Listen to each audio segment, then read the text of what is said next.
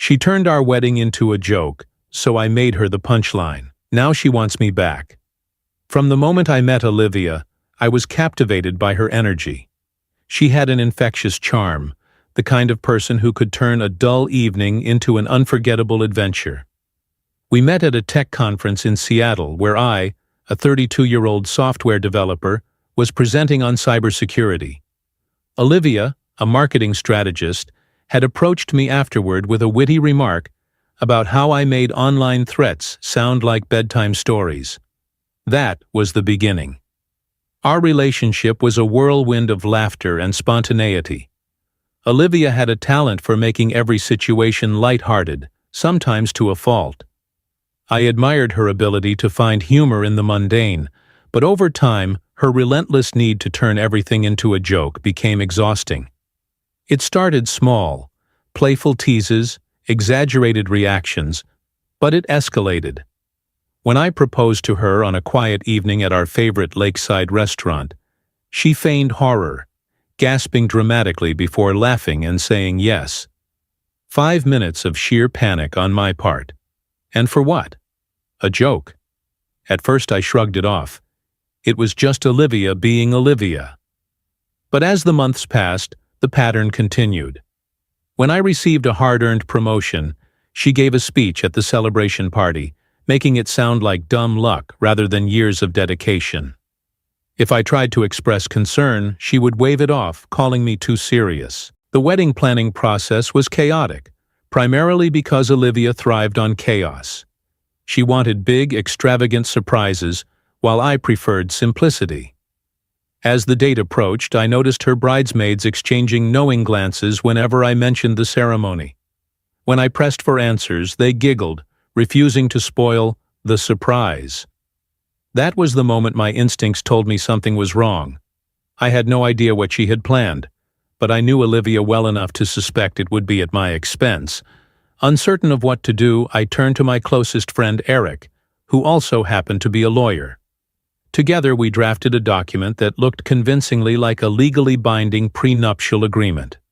It included a clause stating that if one party publicly humiliated the other before the signing of the marriage license, all financial obligations, including wedding costs, would be null and void. It was entirely fake, but it appeared official. I had it printed, signed, and tucked away, just in case. The wedding day arrived, and everything seemed to be unfolding beautifully. The venue, a grand estate outside Denver, was breathtaking. The guests were dressed in their finest, and my parents were glowing with pride. Olivia was stunning in her gown, standing beside me as we prepared to exchange vows.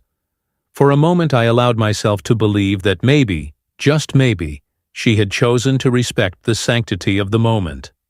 I was wrong. As the officiant prepared to proceed, Olivia took the microphone with a mischievous grin. She turned to the audience and, with theatrical enthusiasm, announced that before she could marry me, she needed the approval of someone very special. The doors swung open, and to my horror, in walked her ex-boyfriend, Ethan. The guests gasped. My parents looked mortified. Ethan strutted up to the altar like he belonged there, a smug smirk plastered on his face. Olivia clapped her hands together, delighted. I mean, I just couldn't say I do without making sure Ethan was okay with it first, she chirped. My heart pounded in my chest, not from heartbreak, but from sheer disbelief. Then she took it further. Oh, and just for fun, she added, pulling out her phone. My bridesmaids and I have been placing bets on whether I'd actually go through with this wedding. She laughed as she scrolled through a group chat filled with bets on whether she'd fake cold feet or if I'd cry at the altar. Dead silence. The laughter from her friends died out as they realized no one else found this amusing. My mother looked like she was about to faint. My father's face turned red with suppressed rage, and my best man clenched his jaw, barely restraining himself. Olivia, however, was still grinning, expecting me to laugh along. Something inside me snapped, but not in anger. No, I felt a strange sense of clarity. This wasn't love. This wasn't the partnership I had envisioned. This was a circus, and I had been cast as the fool. Taking a deep breath, I walked to the side table where the marriage license was to be signed. I pulled out the black folder and turned back to Olivia, my voice calm and steady. "Before we go any further, there's something I'd like to share with you." She frowned, confusion flickering across her face as I held up the document. "This is a prenuptial agreement," I announced, making sure everyone could hear. "It contains a clause regarding public humiliation before the signing of the marriage license. According to this, all financial obligations are now null and void." Olivia's face drained of color. "Wait, what?" I nodded. "Oh, and it also requires a public apology. Right here, right now." For the first time, she was speechless. Her ex, Ethan, chuckled nervously, stepping back as though wanting no part in what was unfolding. "This is a joke, right?" Olivia finally stammered. I smiled. "I take pranks very seriously." Then, turning to the officiant, I said, "This wedding is over." The room erupted in whispers and gasps. Olivia's expression contorted in shock and then rage. "You can't just walk away." But I could. And I did. As I strode down the aisle, Eric pulled out his phone and blasted "Hit the Road, Jack" over the speakers. Some guests laughed, others stared in stunned silence, and Olivia stood frozen at the altar, humiliated in front of everyone she had hoped to entertain at my expense. Outside, my parents and a handful of guests who wanted nothing to do with Olivia followed me. I felt a strange sense of peace. Walking away from that wedding was the best decision of my life. The fallout was immediate. Olivia bombarded my phone with texts, swinging between confusion, anger, and desperation. She accused me of overreacting, claimed it was all just a joke. When I didn't respond, she tried shifting the narrative, telling people I had abandoned her at the altar. Unfortunately for her, Eric had screenshotted the bridesmaids group chat before we left, preserving evidence of the cruel betting game. Word spread quickly, and those who had once laughed at her pranks began distancing themselves. Even her own parents called to apologize on her behalf. They had warned her not to pull any stunts, but she hadn't listened. Olivia's friends, realizing the damage to their own reputations, began cutting ties. Ethan? He ghosted her the moment he saw public opinion turning against her. Then came the financial consequences. She demanded I reimburse her for wedding costs, but since I had paid for almost everything, the venue, the catering, even the honeymoon trip, it was easy to shut that down.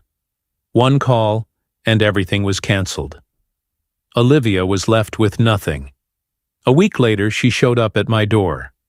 She looked exhausted, defeated. She claimed she hadn't meant for things to go so far, that she still loved me, that we could fix things if I just gave her another chance. I handed her an envelope and watched as she opened it with shaking hands. Inside was a fake wedding invitation, one set for the same venue on that very day, with a guest list identical to our ruined ceremony. The difference? No groom's name. Just a simple note. "Now we're even." She looked at me, speechless. I didn't say a word. I simply shut the door and walked away. Olivia had wanted to turn our wedding into a joke. She got what she wanted. Except the punchline was her own downfall. She never recovered. The stunt went viral after someone shared clips from the wedding, and people online shredded her for humiliating her fiancé on what should have been a sacred day. Job opportunities vanished, friendships crumbled, and even her family distanced themselves. She reached out to me several times, but I never responded. Meanwhile, I thrived. I healed, focused on my career, and eventually met someone who actually respected me. Olivia, on the other hand, was left with nothing but regrets.